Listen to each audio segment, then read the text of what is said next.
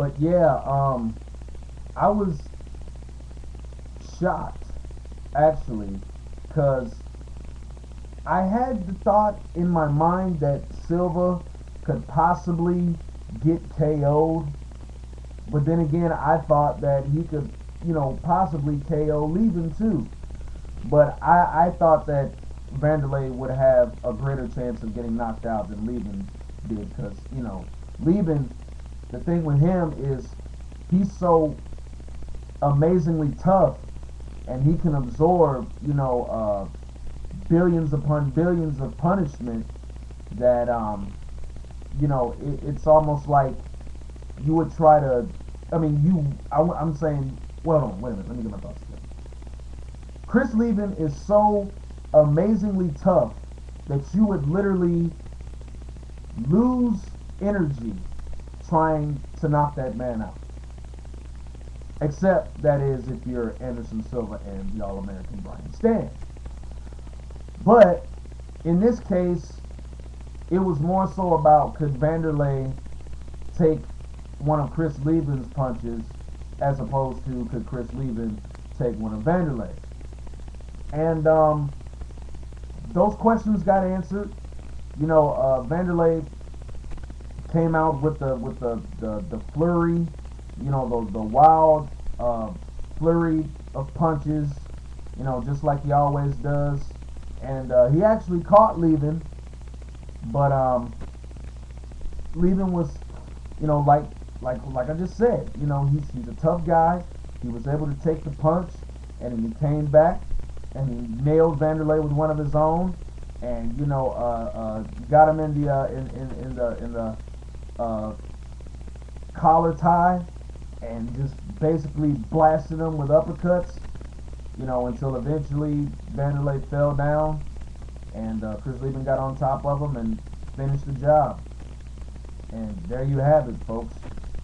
Chris Levin knocks out Vanderlei Silva, and this is this is like a mega confidence booster for Chris Levin. I mean, coming off such a heartbreaking loss to Brian Stann on New Year's Day, and then to come back, not only to come back from that, but to come back from that beating your hero.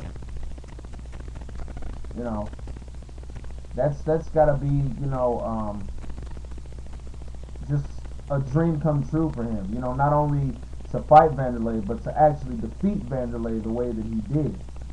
So, yeah, Chris Levin is, Chris Levin is for real. There's no questioning of, can he beat, top-notch competition. It's no more guessing about that, because if that is not enough evidence for you, then I don't know what is.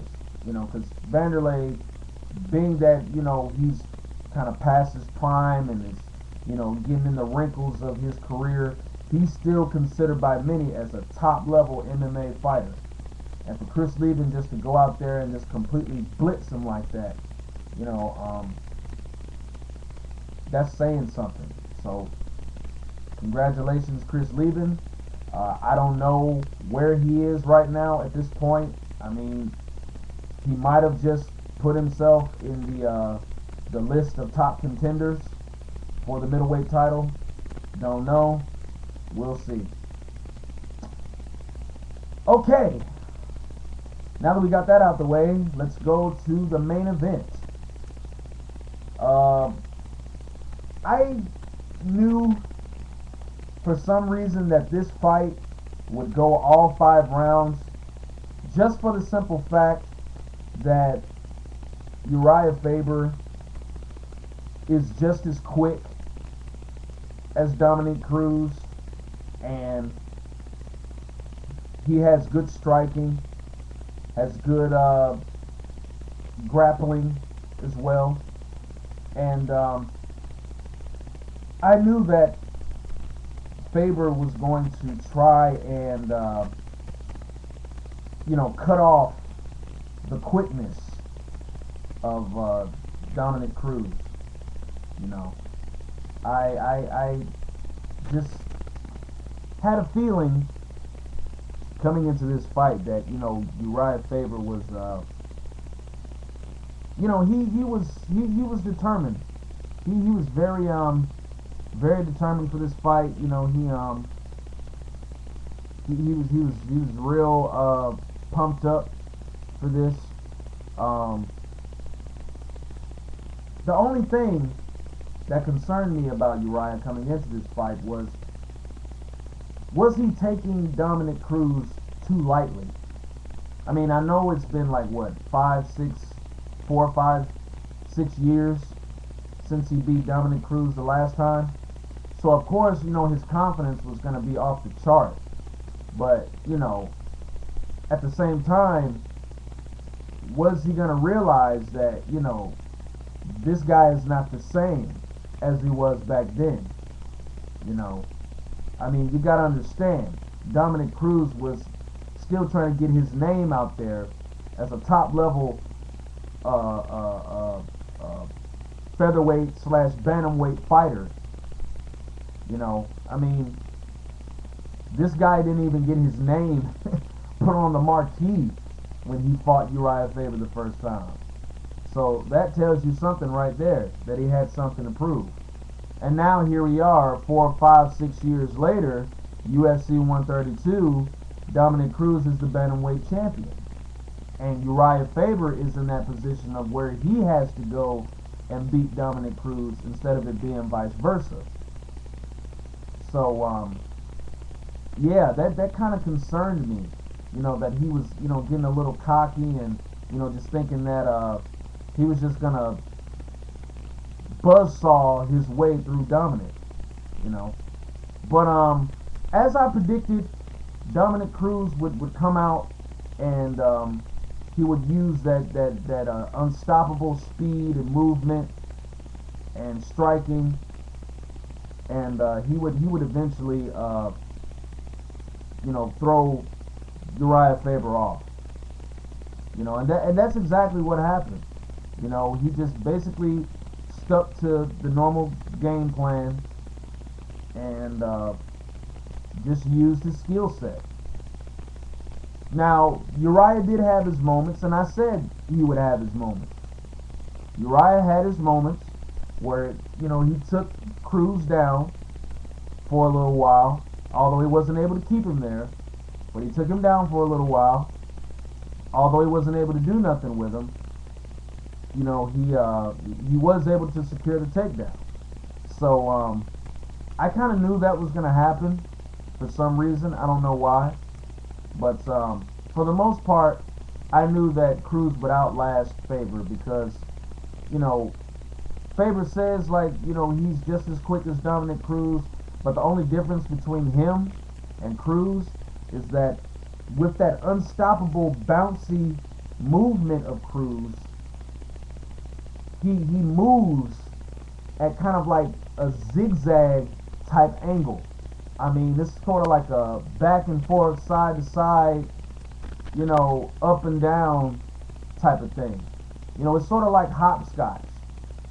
You know, I mean, it's just like so many different directions that, you know, you have to jump in order to win the game of hopscotch. For all of you old school people out there that used to play hopscotch when you were younger, you know, hopscotch is a very complicated, elusive game to play. And that's exactly what Dominic Cruz's movement was like in this fight. It was just that hopscotch movement, you know, and it was going to only be a matter of time before, you know, Faber, you know, got frustrated and got tired from having to deal with that, you know. But like I said, Faber had his moments. You know, he even managed to catch Dominic Cruz a couple of times in the fight. I think he actually dropped Cruz one time in the fight. I think that was either, let me see, was that the third or the fourth round? One of those rounds. Don't hold me to that. And for all you that are going to leave comments on this video, You tell me what was the round, because I'm not sure. It's either the third or fourth round. I can't recall. But somewhere, some like in the middle of that, probably like the middle 2 rounds in that fight, Faber caught Cruz clean, and I went like, uh-oh, has somebody finally figured this guy out? But luckily, Cruz was able to take it because, people forget Cruz is a tough guy. He can take a lot of punishment as well. He may be a little pretty boy and stuff, but he's not too pretty to get hit. I've seen him, get beat up worse. If you look at the Joy Benavidez fight, he got nailed numerous times in that fight. Bloody nose, everything, bruises on his face. Dominick Cruz, he's a hell of a fighter, man. Like I said, he might be, he might look like, one of the Abercrombie and Fitch models, or Tommy Hilfiger models, but he can still take a beating, and that's what you got to do to be a champion for a long time in this sport.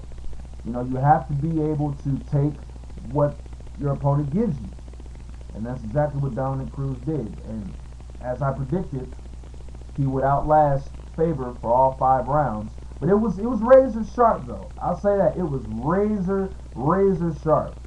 Razor sharp. And I have a sinking feeling that we have not seen the last of these two. I just got a feeling there's a rematch on the horizon. Sometime this year, these guys are going to hook it up again. This is just that rivalry, that has to have that rubber match just to see, like, who really is the better man. Is this really, when this rubber match happens, Dominick Cruz is going to have to step up even more than he did in this fight. I think Dominick Cruz might even have to finish Uriah Faber this time around in the rubber match. And I'm sure Uriah Faber will be looking to do the same thing to Cruz. But there's definitely going to be a rubber match in this case. I can feel it. I can just feel it. Because, this fight was too good, for it not to be a rematch. So, and it probably might, and the rematch, we never know, the rematch might be even better than this one.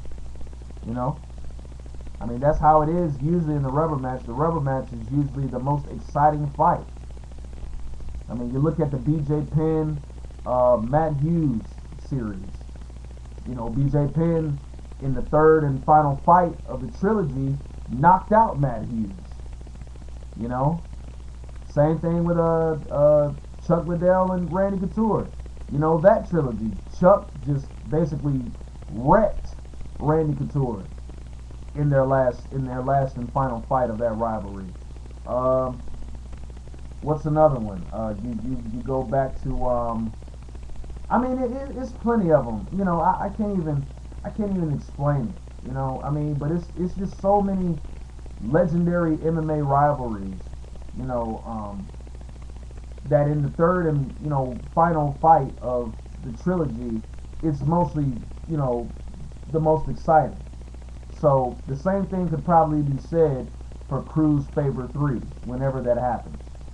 But in all, it was a classic. This was the first ever, I believe,